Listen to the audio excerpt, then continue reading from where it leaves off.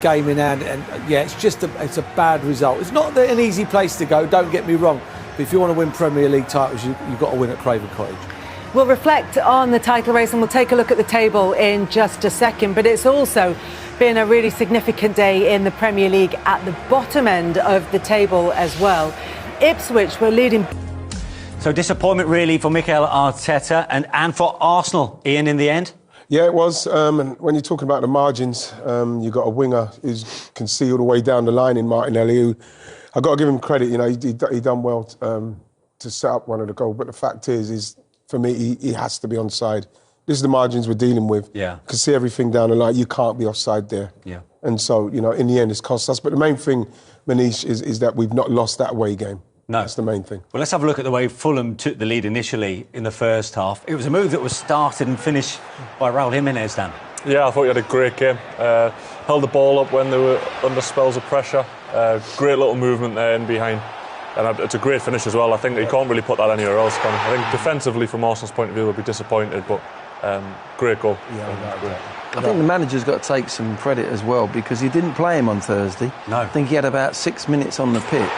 And he looked fresh today. Yeah, he did, yeah. He looked really fresh. He was back to his best when he was at Wolves, I felt. Yeah, that bustling best. Yeah, and that movement there for the goal was sensational. And I'm really pleased for him, actually, because before that terrible injury he had, what a player he was. Yeah, which is good to see, isn't it? Yeah, it's Jimenez fabulous back to amongst see, the goals as well. Yeah. We spoke at half-time, the four corners Arsenal had, they didn't look particularly threatening in the second half early on. From that corner kick, they looked much better. Yeah, they counted. did. Yeah, I thought they started the second half a lot better in the way that they just looked sharper. It was quicker. Everything seemed to be moving quicker. And obviously, you know, that again, you know, Fulham have done as well as they can. But like in the end, you know, he's got a free back post there, and you know, he's done well to stay on side there. I think Anthony will be disappointed, won't he? Because I think as the ball goes over the head, all of the Fulham players step up and he stays in there and obviously plays Saliba on side. Yeah, but with the clock fast running down, Arsenal thought they got a late winner. Yeah, so did I. It was very disappointing because to players as we played today, not very good. This is what I'm talking about, Manish. You can see all the way down that line. We're not talking about a first-year pro now who's come into the game. You know, and he's got to step aside. If we can see that again, look at them all step up. There's three defenders. They don't do it in unison, but actually I think it's Bassi in the end, and then the fullback Robinson just steps up at the last minute, and that's the difference. Because it was fractions, wasn't it? Yeah, but Gabriel, when you look at how much time he's got, look how wide he is. He can easily give himself half yard. There's no excuse for him simply because he can see all the way down. It's not like someone's really tight on him. Yeah. And that's the margins. That's the difference between 3 points today. Yeah, momentum halted. I don't think so, because like when you consider that they have to win the home games, away games, as long as you don't lose them, that would have been brilliant to win. Obviously to catch up with Liverpool, but I think as long as you don't lose, you have to take the positives out of it. Okay, two other games to bring you up to date with. Let's go to Paul. Martin, a goal ruled out in the end, and complete dominance from Arsenal in possession, chances created. How frustrating does this one feel? Yeah, a lot. I think, as you say, we dominated most of the game. Although the first half wasn't great from us, I think it was a bit sloppy on the ball, lacked some energy, some power. Second half was a lot better, I think. So, but yeah, frustrating not to win. And yeah, it was close in the end with the goal. So yeah, frustrating. Yeah, they defended really deep, especially in the first half. Why was it so hard to break them? Yeah, it's a good team. They know how to defend. It's a solid block. You know, a lot of players behind the ball and really compact. So we knew that before the game, and we tried to deal with it. And we didn't do enough today. So yeah, we have to learn from that and make sure we strike back in the next one. Paul, such fine margins between elation and disappointment for Arsenal. This goal disallowed for the tightest of offsides. Yeah, but he is offside, and in football terms, it's criminal what Martinelli has done. I can't express enough how in football terms it's just you just can't be that. You cannot be offside. You're looking along the line. You've got pace. He's electric, so he's not someone who's got to try and nick a yard and play right on the edge. He can give someone a yard or two. I can't expect. I'd be surprised if he ain't on the end of one in the dressing room when he gets in by the manager, honestly, because that is he even knows. You can see on his face after, he knew you can't do that. I see Núñez do that yesterday at Man City, and Kevin De Bruyne went mad. You know, you just can't be offside when you're looking along that line. The one thing when you look along that line, do not be offside. It's as simple as that.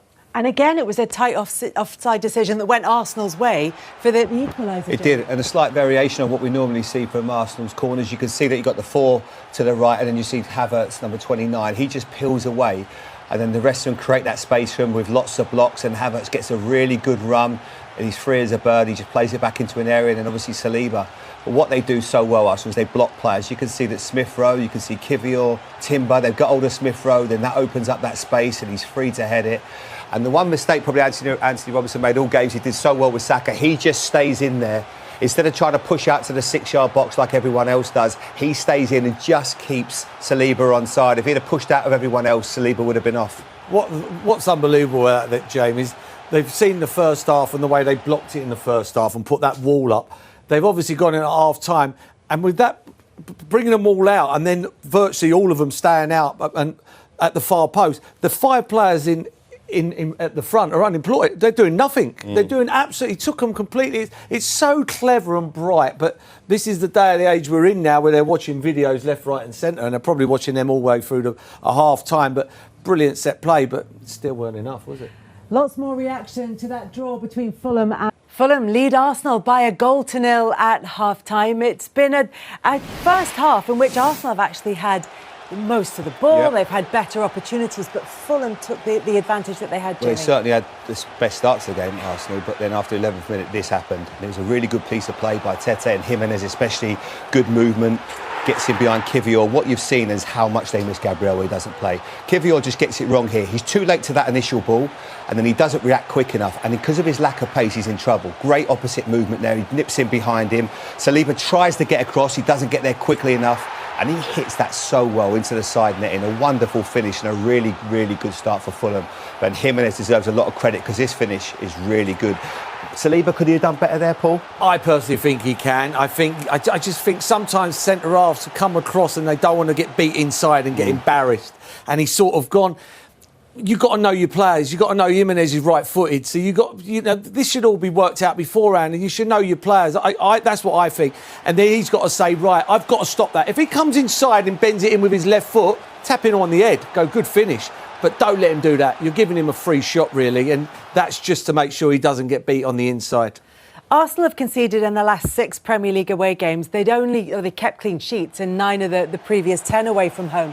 But they know that they always have this threat, and yet again, they've looked dangerous from corners. They have looked dangerous. I mean, they've done well, to be fair, Fulham. They have done well with the set plays, but yeah, this one they just try and put a wall up at the front so no one can get a near post header, but it goes over everybody's head, and maybe it's because of Saliba's running backwards. He's got in there too early, and that's because Fulham are blocking them. Look at that one there. Yeah, because they're blocking them, they're holding their runs up. So the longer they hold their runs up, and yeah, they've done well so far, but I think Arsenal have been poor. And it's also easier because there's no Gabriel. So you're only really, the massive danger there is Saliba. So you've just got to concentrate on one.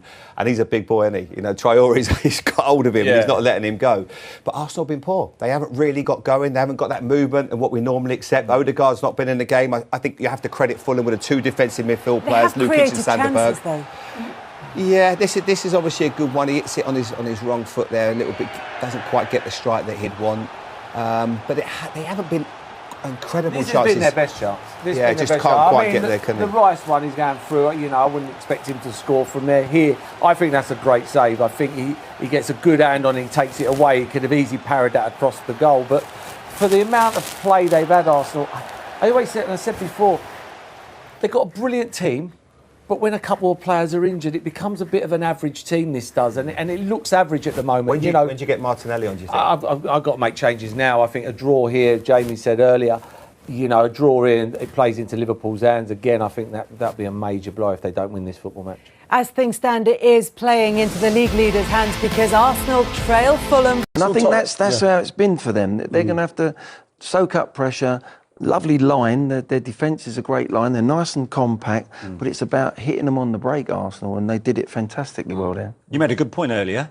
Do they train against someone like that? Well, it's the kind of movement, like, as soon as you saw it, you think that's amazing movement. You don't see that very often, and I think that you look at the way Kivio's body shape was, you watch him, he's just trying to cut the line, look, and then all of a sudden, now he's totally lost.